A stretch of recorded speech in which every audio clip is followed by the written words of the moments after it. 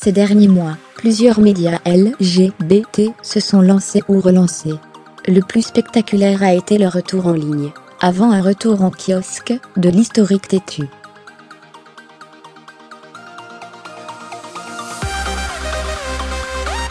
L'ex-mensuel de référence de la communauté gay a trouvé des repreneurs.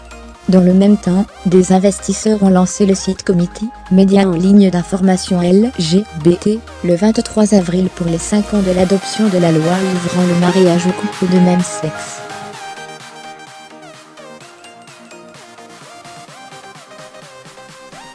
Enfin, l'application de rencontres gay Hornet a créé un espace dédié à l'information, il y a un peu moins d'un an.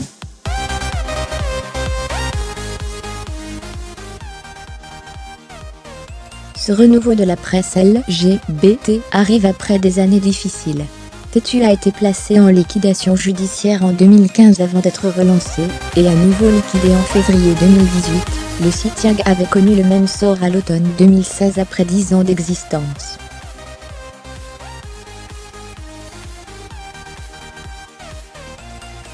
On a beaucoup entendu que le modèle de médias LGBT n'était pas viable, mais c'est absurde, on s'adresse quand même à 5 ou 10% de la population française, explique Fabien Jannick Cherbonnel, journaliste à Comity.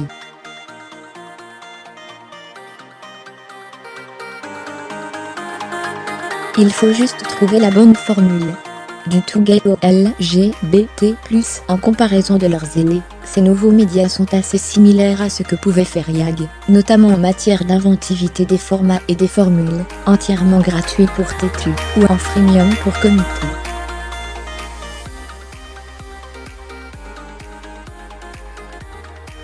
Ces deux titres affirment cependant une volonté d'ouverture, notamment avec des rédactions paritaires.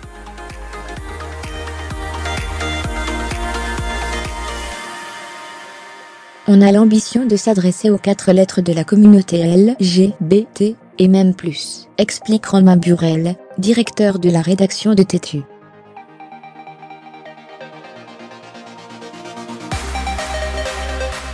À sa création il y a 22 ans, Têtu était un magazine gay, et l'est un peu resté.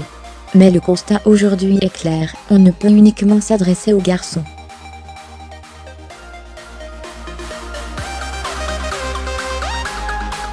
Fermez les guillemets pour des raisons économiques bien sûr, d'élargissement du lectorat potentiel, mais aussi pour des raisons morales.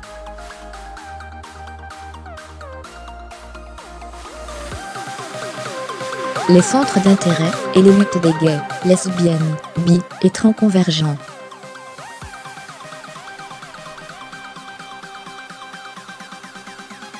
Les gays aussi s'intéressent à l'ouverture de la PMA aux couples de femmes et à la visibilité transgenre.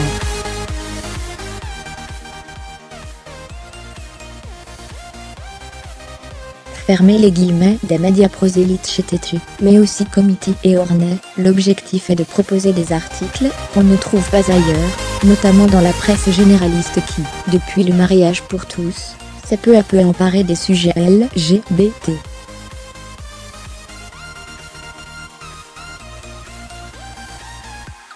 Mais Christophe Martet, responsable d'Hornet en France et co-créateur de YAG n'en démord pas. C'est important que nous fassions des articles nous aussi.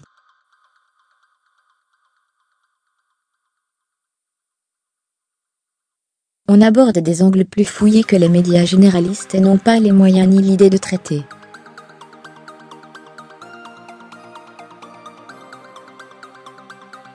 Fermez les guillemets, bien sûr, que les grands médias traitent des infos LGBT, mais on ne va pas attendre une semaine que le Monde fasse un papier qui nous concerne.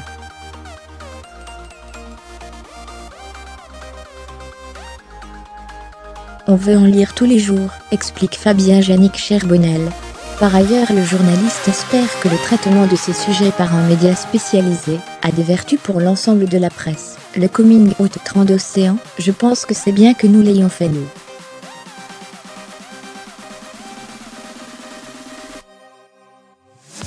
Dans la foulée, les médias généralistes ont repris l'info sans le mégenrer. Nous savons traiter ce genre d'infos, et on veut aussi aider à éduquer les médias traditionnels dans cette voie.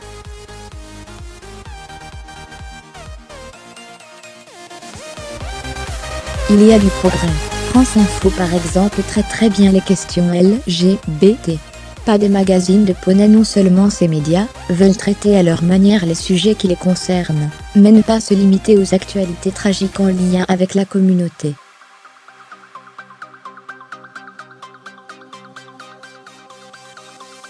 Les questions LGBT n'ont jamais été si complexes et présentes dans la société.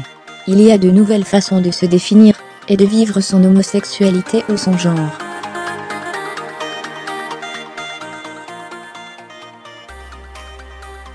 C'est passionnant, s'enthousiasme Romain Burel.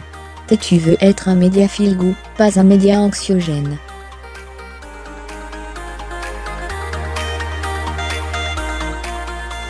Bien sûr, nous traitons de l'homophobie ou du sida, mais on veut surtout traiter des sujets culturels, au sens large, autour des communautés LGBT.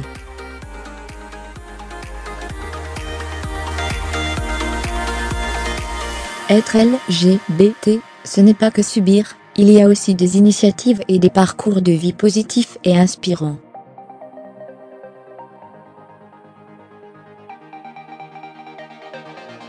Fermez les guillemets. Fabien Génic Charbonnel définit Comity comme un média spécialisé et généraliste à la fois.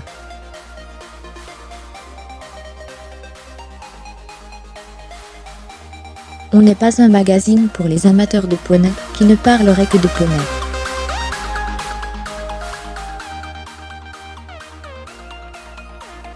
On peut parler de plein de choses à travers le prisme LGBT. On traite aussi bien d'une agression homophobe d'Arles que d'une loi anti-LGBT en Israël ou d'un reportage avec des chasseuses de fantômes queer.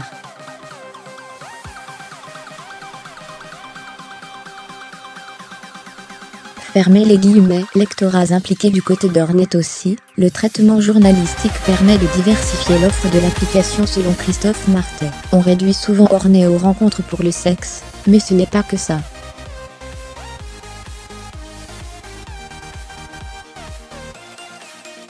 C'est très bien le sexe, on n'a rien contre, au contraire.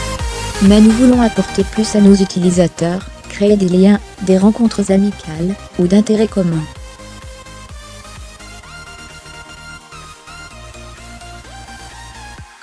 Et pour ça, l'info est primordiale. Nos utilisateurs peuvent se retrouver autour d'articles qu'ils commentent par exemple.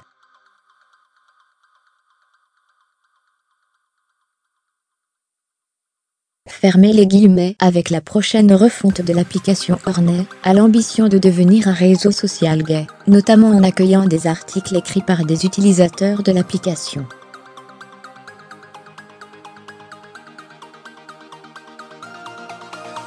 On a beaucoup d'utilisateurs très impliqués en Turquie, Russie, Thaïlande, explique Christophe Martet.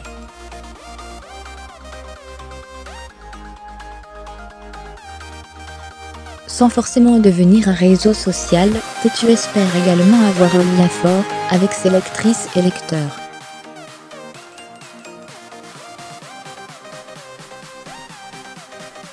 Nos abonnés fondateurs auront accès à une hotline pour nous interpeller sur des sujets, explique Romain Burel.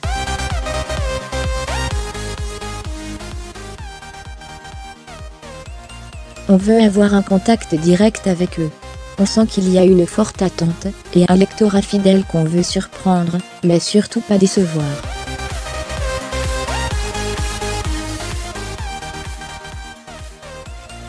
Fermez les guillemets. Un engagement d'avenir.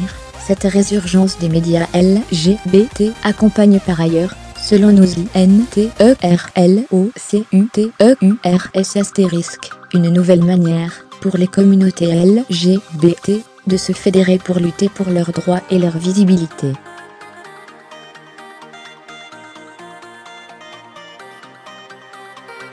Le nom de Comity est inspiré de la chanson Comité Toze Cause de The Radio Dept.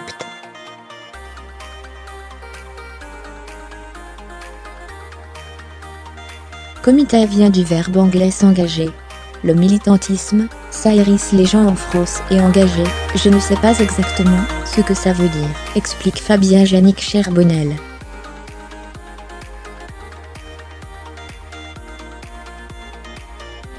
Mais on s'engage à ne pas être homophobe, on s'engage à bien genrer les gens dont on parle, on part du principe que la PMA doit être ouverte à toutes les femmes, mais sur d'autres sujets, comme la GPA par exemple, on n'est pas tous d'accord dans la rédaction.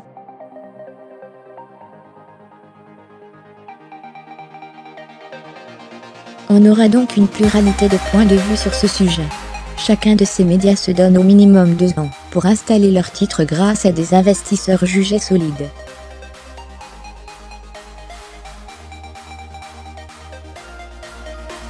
D'ici là, la presse LGBT peut être accueillie de nouveaux titres. Astérisque à l'exception d'Ornay, dont le lectorat est majoritairement masculin, Committee et Tétu ont des rédactions composées à 50% de femmes, mais les interlocuteurs de cet article sont à 100% des hommes.